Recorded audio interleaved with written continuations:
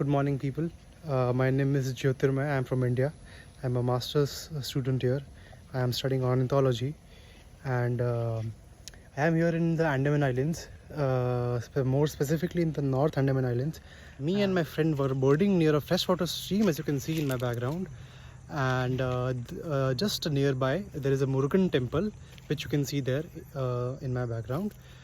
We spotted a Java Sparrow, which is a very unusual, rare sighting for this area. So you can see the habitat where it was found. There is a stream here. This is a freshwater stream, and there's this Ficus religiosa tree, and this is the temple which I was talking about. It was having rice grains which were thrown near these stairs.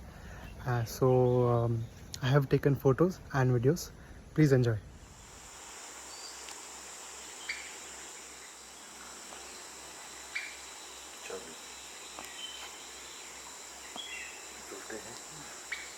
It's time to do this for temperature.